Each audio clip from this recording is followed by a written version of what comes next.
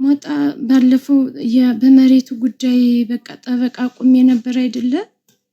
ከሱን መስርቼ በተነጋገርነው መሰረትና በቃ እንትን የጠበቃው ግማሹን ከፍዬ ግማሽ ቀረብኝና አሁን ካልከፈልሽኝ ብሎኝ በጣም ተጨናንቄ ነው ወደ አንተ እንደገና የመጣው ላስቸግርህ።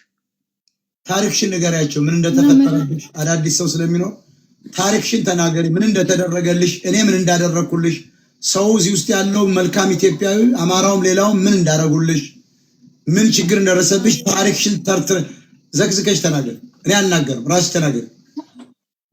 ታሪኬ የተወለድኩት እዚህ መሸንቲ የምትባል ትንሽ ከተማ ነው። ከዛ በ14 ዓመቴ ባህር ዳር ገባሁ። አክስት ነበረች ቡና ቤት ያላት እሷ ወደዚህ አመጣችኝ።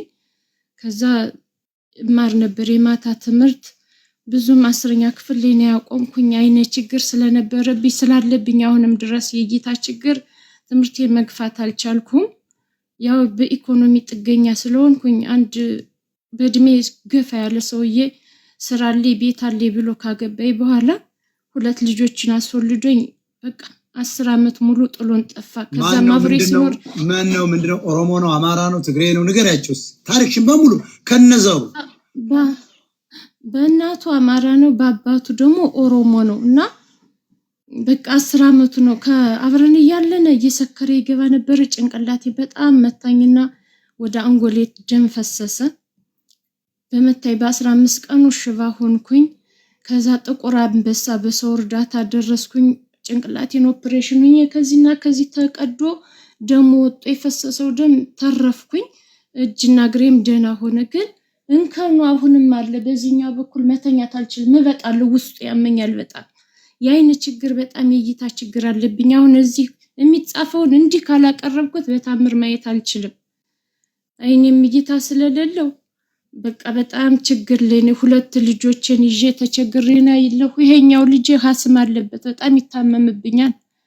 ይሄ የሚነፋ ካላደረገ አሁን ራሱ አፍኖብኝ ይሄን የሚነፋ ጨብጠን ቁጭ ብለን እያለ ነው በአጋጣሚ አንተ የገባህልኝ እና በዚህ በጣም እቸገራለሁ። ለቤት ክራይ መከፍለው በጣም እቸገራለሁ። የምበላው እቸገራለሁ። እንዲያም ሆኖ ደግሞ ከአባቴ የወረስኩት በጣም በተስፋ መጠብቀው መሬት አለኝ በባህር ዳር ከተማ ስር የገባ ቤት አስመስሎ ለልጁ በስጦታ ሰጥቶ በግቦ ለመሬት አስተዳደር 200 ሺህ ብር ከፍለው የኔን መሬት የኔንን የይዞታ መሬቴን ደፍተር ካርታ ወጥቶበታል። በዛ ምክንያት አሁን ክስ ላይ ገብቻለሁ። ሞት አንተ ባገዝከኝ ካንተ ቤት ያገኘኋቸው እህት ወንድሞቼ ባደረጉልኝ እርዳታ ግማሽ ክፍያ 50 ሺህ ብር ከፍዬ 100 ሺህ ብር ነው ውላችን ለጠበቃው 50 ሺህ ከፍዬ ጥብቅናውን ቁሞልኝ ጀምሮልኝ ግማሹን ሂደና ነኝ። ግማሽ ነው የቀረ ግን መክፈል አለብሽ ካልከፈልሽኛ አሁን ቀሪውን መጨረስ አልችልም ብሎ ወጥሮ ይዞኛል። ቤት ክራይ ደግሞ የነበርኩበት 4000 ብር ነበረ።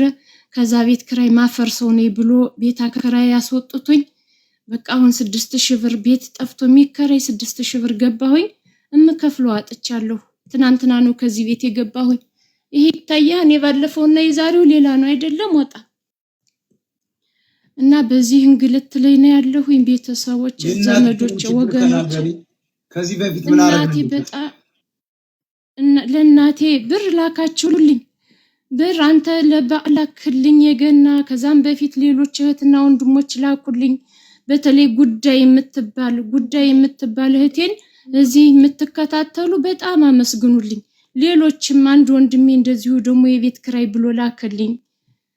አንተ ለገና የበዓል ላክልኝ። በዚህ ነው እስካሁን ያለሁኝ እና ችግሬ ተረድታችሁ ቤተሰቦች ወገኖች አግዙኝ። ለልጆች ስትሉ የሚበላ የላችሁም ነበረ እንደው ለአዳዲስ ሰዎች ለማስታወስ ያክል ዱቄት አስፈጭተሽ በጣም ደስ ብሎሽ ከእናትሽ ጋር እያሳየሽን ነበር።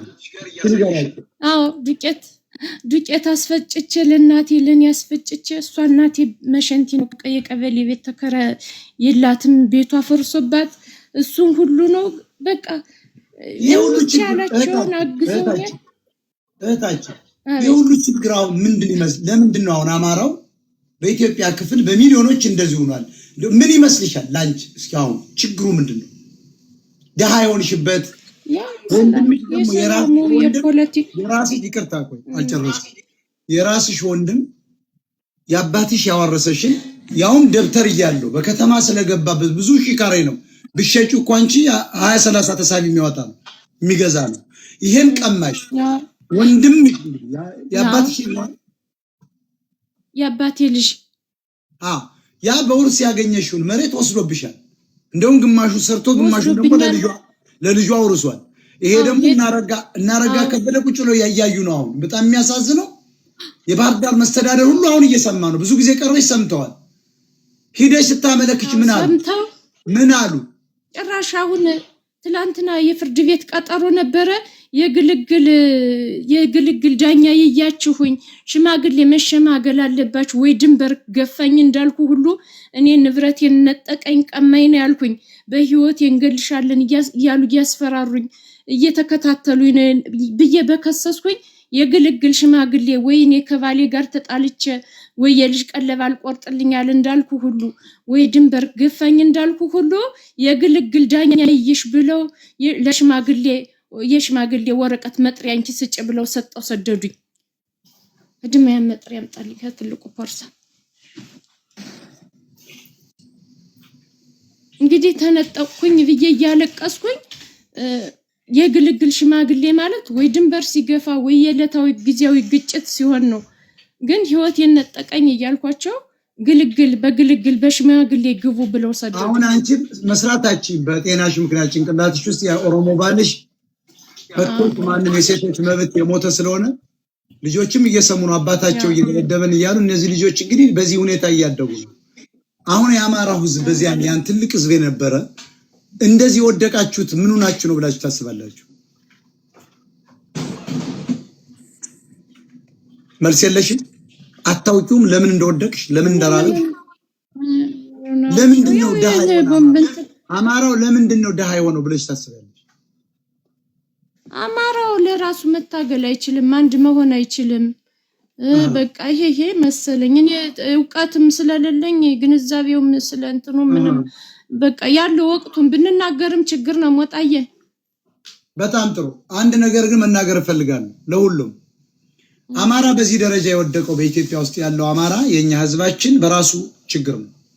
አንደኛ የሚከተለው ሃይማኖት ወደፊት እንዳይራመድ አድርጎታል።